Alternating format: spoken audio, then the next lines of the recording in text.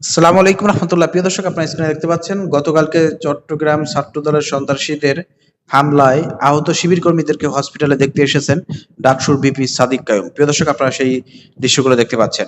প্রিয় দর্শক, এখানে সাদিক কায়ুম ভাই আহত ভাইদের সঙ্গে কথা বলেছেন, সার্বিক পরিস্থিতি জানার চেষ্টা করেছেন এবং যারা পরিবার পরিজন ছিল তাদের সঙ্গে কথা বলেছেন। প্রিয় দর্শক, এরপরে সেখানে তিনি আইনানুগ ব্যবস্থা গ্রহণ করার জন্য প্রিয় দর্শক সেখানে ইসলামী ছাত্র শিবিরের নেতৃবৃন্দের সঙ্গে চট্টগ্রামের যে জেলা প্রশাসন রয়েছে, ডিসি রয়েছে, এসপি রয়েছে, তাদের সঙ্গে দেখা করেছেন এবং তাদের কাছে অভিযোগ জানিয়েছেন। দেখা যাক ডাকসুর বিপি সাদিক কায়ুম ভাইয়ের এই অভিযোগের পরে পুলিশ প্রশাসন কি ব্যবস্থা গ্রহণ করে, সেটাই দেখার বাকি আছে।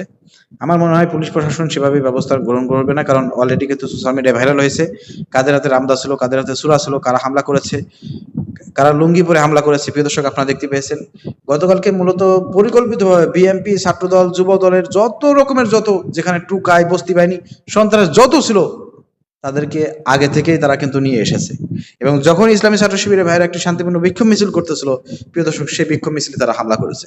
পরবর্তীকালে ইসলামী ছাত্র শিবিরও প্রতিহত করেছে, প্রতিরোধ গড়ে তুলেছে, তারাও কিন্তু ধাওয়া দিয়েছে। প্রিয় দর্শক, এভাবেই কিন্তু ধাওয়া পাল্টা ধাওয়ার মধ্যে দিয়ে কিন্তু সংঘর্ষটা তৈরি হয়। সেখানে ইসলামী ছাত্র শিবিরের ভাইয়েরা কাউকে কিন্তু আঘাত করে নাই, কিন্তু অপর প্রান্ত থেকে আমরা দেখেছি যে আমাদের শিবির কর্মীর একটা ভাইয়ের পা মানে গুড়মুড়ো এটা বিচ্ছিন্ন প্রায় করে ফেলেছে। প্রিয় দর্শক, মানে ওরা তো অমানবিক, অছাত্র, কুছাত্র এবং বস্তি টুকাই নিয়ে এসে আইছে।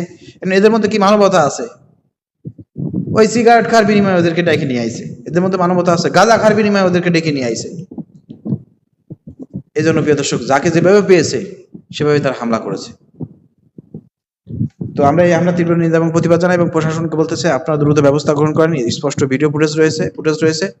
এরপর যদি আপনারা ব্যবস্থা গ্রহণ না করেন তাহলে বুঝবো আপনারা বিএনপির এজেন্ডা বাস্তবায়ন করতেছেন, তাদেরকে সুযোগ সুবিধা দিচ্ছেন, সন্ত্রাসীদেরকে লালন পালন করতেছেন, সন্ত্রাসী কার্যক্রম পরিচালনা করার জন্য আপনার সুযোগ সুবিধা দিচ্ছেন। মনে রাখবেন, এই সন্ত্রাসী কর্মকাণ্ড করেই কিন্তু ছাত্রলীগ আওয়ামী লীগকে ফ্যাসিবাদ বানিয়েছে। তো এই ছাত্রদলের এই সন্ত্রাসী কর্মকাণ্ডকে যদি আপনারা আবার প্রশ্রয় দেন তাহলে বিএনপিকে কিন্তু ফ্যাসিবাদ বানাবে এই ছাত্রদলই। অতএব এই ব্যাপারে আমি মনে করি যে তারেক রহমানের ছাত্রদলকে কন্ট্রোল করা দরকার। কি বলেন আপনারা? কমেন্ট করে জানাবেন, ভিডিও শেয়ার করে দেন।